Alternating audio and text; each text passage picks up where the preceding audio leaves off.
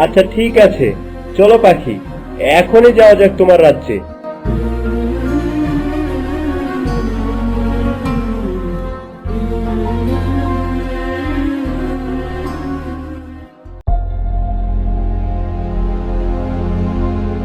কি হলো রাজকুমারী, তুমি আমার হাত ধরে রাখলে যে, তুমিও যাবে নাকি আমার সাথে? না বিক্রম, আমি তোমার সাথে যাব না। আর আমি চাই তুমিও সেখানে যেও না। আমার যে মন টানছে না, শুধু মনে হচ্ছে তুমিও আমার থেকে অনেক দূরে চলে যাচ্ছ। এ কি করে হয়? একটা রাজ্য বিপদে পড়ে আমার কাছে সাহায্য চাইতে এসেছে, আমি না গেলে সেটা তো ভালো দেখায় না রাজকুমারী। তুমি কোনো চিন্তা করো না, আমি তোমার কাছেই ফিরে আসব। না গেলে হয় না? আমি না হয় বাবাকে বলে মন্ত্রী মশাইকে সেখানে পাঠানোর ব্যবস্থা করছি। না রাজকুমারী, আমি নিজেই যে তাদের উদ্ধার করতে চাই। আমি অন্যের জীবন ঝুঁকির মধ্যে ঠেলে দিতে পারি না। আচ্ছা ঠিক আছে, যাও তুমি। তবে মনে রাখবে, আমি কিন্তু তোমার অপেক্ষায় থাকবো। আর আমার জন্য হলেও জলদি ফিরে আসবে। চিন্তা করো না রাজকুমারী, আমি খুব দ্রুতই কাজ শেষ করে তোমার কাছে ফিরে আসব। তোমাকে ছাড়া যে আমিও বেশি দিন থাকতে পারবো না। এখন আমার সেই তরবারি এনে দাও তো। হ্যাঁ, দিচ্ছি। এই যে নাও তোমার তরবারি।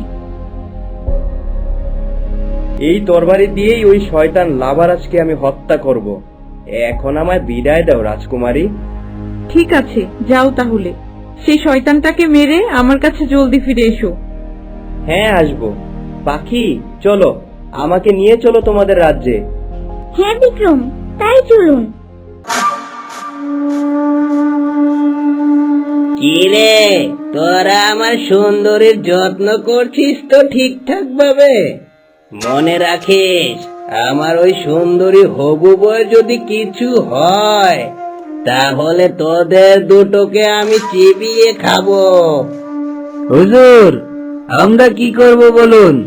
মধুমতি তো আমাদের কোনো কথাই শুনছে না। সে এখন পর্যন্ত একটা দানা পানিও মুখে দেয়নি। কি বললি? আমার মধুমতি এখনো কিচ্ছু মুখে দেয়নি, আর তুই এখন মাত্র আমাকে তা বলছিস? আমায় মাফ করুন হুজুর, আমার ভুল হয়ে গেছে। হ্যাঁ, এই নে, তোকে মাফ করে দিলাম।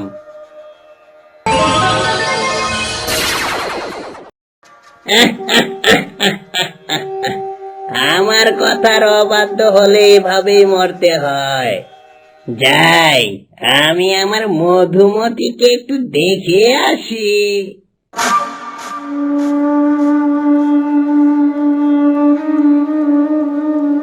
বাবা, শয়তানটা তোমায় বন্দি করে রেখেছে।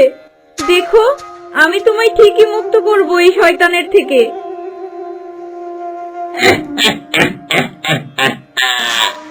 আমার হাত থেকে মুক্ত করা কি এতই সহজ সুন্দরী? শয়তান, তুই আমার বাবাকে বন্দি করে আমাদের রাজ্য হাত করেছিস। দেখবি, শীঘ্রই তোর এই রাজত্ব ধ্বংস হয়ে যাবে। আমার কি দোষ সুন্দরী?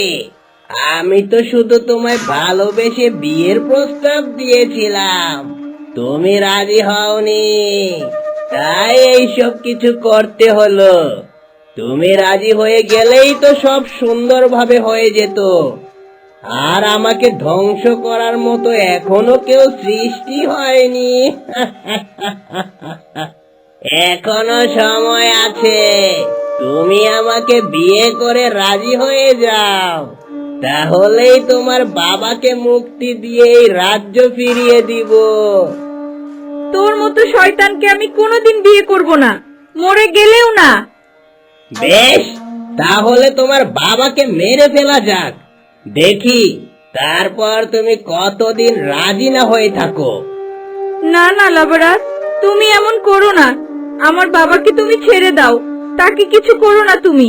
আর তুমি যা বলবে আমি তাই করব।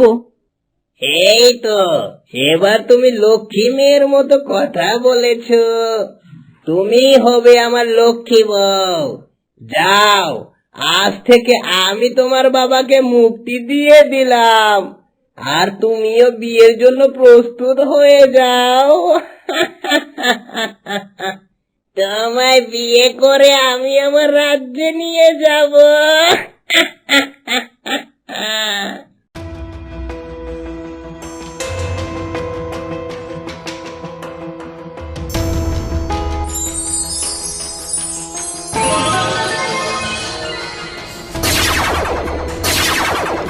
যান মহারাজ, আপনি আজ থেকে মুক্ত। আর আপনার এই রাজত্ব আমি আবার আপনাকে ফিরিয়ে দিলাম। আপনার মেয়ের সাথে আমায় বিয়ে দেওয়ার ব্যবস্থা করুন।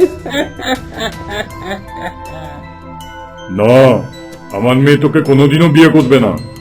বেশ, তাহলে আপনি নিজেই যে আপনার মেয়ের মুখে শুনে আসুন, সে নিজেই আমায় বিয়ে করতে রাজি।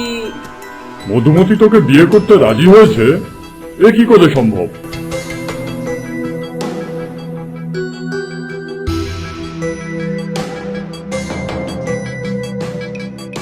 বাবা, তুমি এসেছো বাবা? ওই শয়তানটা তোমায় ছেড়েছে তাহলে? হ্যাঁ রে মা, আমায় ছেড়েছে। কিন্তু আমি কি শুনলাম, তুই নাকি ওই শয়তান লাভারাজকে বিয়ে করতে রাজি হয়েছিস? হ্যাঁ বাবা, তাছাড়া যে আমার আর কোনো উপায় ছিল না।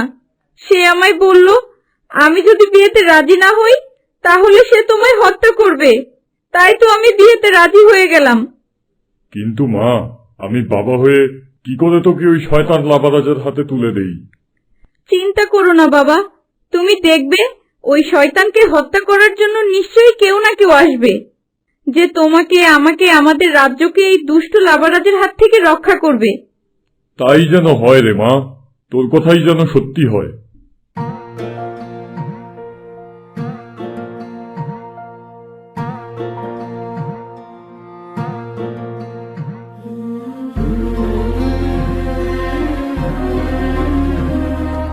আপু, সোনালি আপু, শুনছো?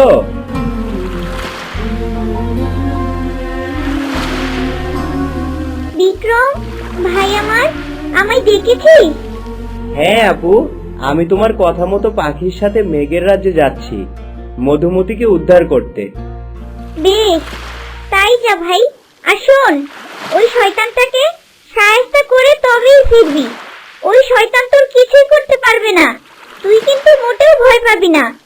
ঠিক আছে আপু, শয়তানকে সায়স্তা করেই ফিরবো আমি। এখন চললাম। বেশ, তাই যা।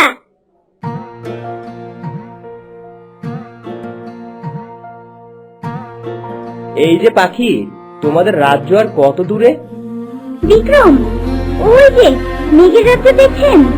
সেখানে আমাদের রাজ্য। চলুন। বেশ বেশ, তাই চলো। ওই দূরে যেই রাজ্যটি দেখা যাচ্ছে, ওইটাই কি তোমাদের রাজ্য পাখি?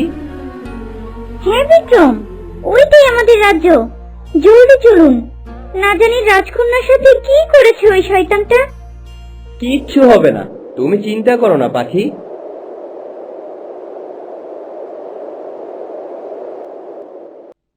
এ কি, এইসব কি করে হলো?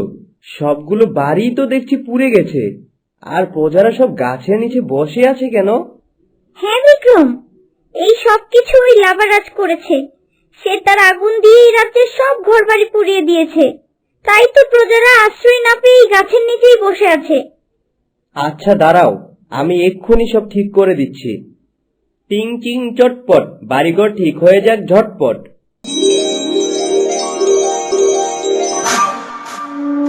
এইটা আবার কে এলো?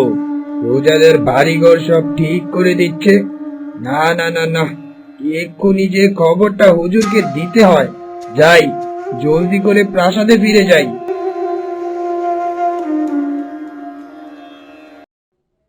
বাহ, এ তো বেশ ভালো। বিক্রম, আপনি কি জাদু জানেন? না, এ জাদু নয় গো, এই সব ওই সোনালি আপু আমায় দিয়েছে। এখন চলো, তোমার মধুমতিকে উদ্ধার করে আনি। হ্যাঁ হ্যাঁ, তাই চলো।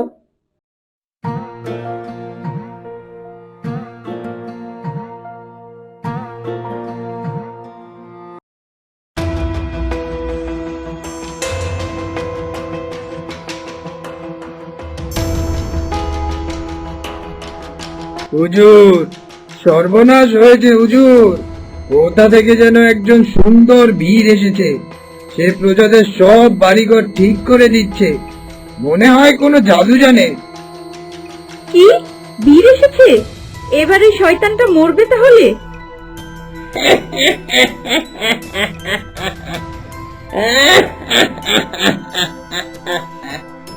এখনো তুমি আমার মরার কথা চিন্তা করো মধুমতি? বেশ, তাহলে আজ প্রমাণ হয়ে যাক যে আমাকে কেউই মারতে পারবে না। তোমার ওই বীরকে মেরে এক্ষুনি তোমার সামনে হাজির করছি, তারপর তোমায় বিয়ে করব।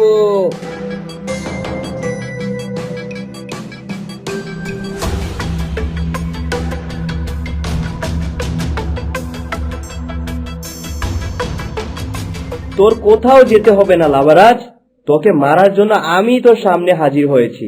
তুই মরার জন্য প্রস্তুত হ। বোকা ছেলে, আমার হাতে মরতে এসেছিস? নে, এই মর এবার।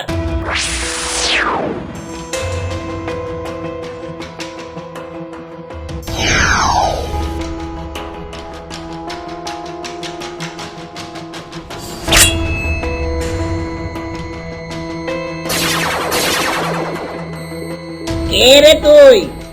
আমার আগুন আমায় ফিরিয়ে দিলি? তোর তো রক্ষে হবে না। কথা না বলে নিচে আয়, পারলে আমার হাত থেকে নিজেকে রক্ষা কর।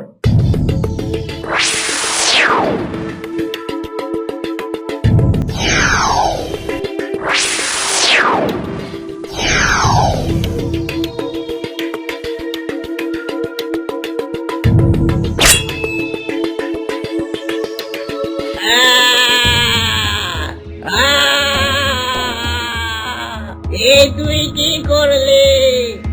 আমার পাখা কেটে দিলি। তোকে আমি ছাড়বো না, এই মনে রাখিস। আমি তোকে ধ্বংস করে দিব।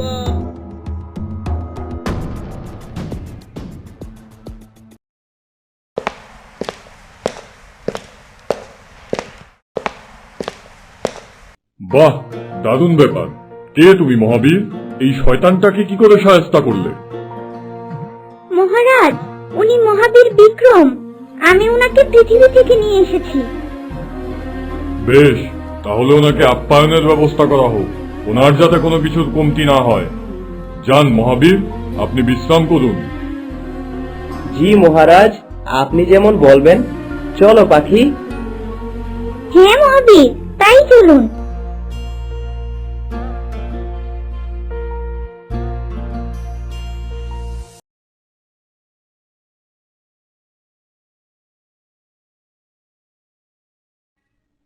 না মহাবীর, তুমি আমার কথা না শুনলে আমি তোমায় যেতে দিতে পারি না। তোমায় এখানেই বন্দী থাকতে হবে। প্রহরী, এক্ষুনি বিক্রমকে বন্দী করো।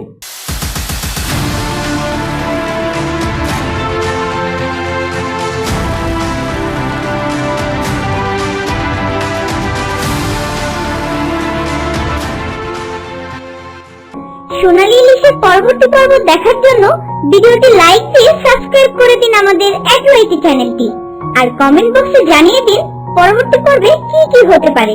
ধন্যবাদ।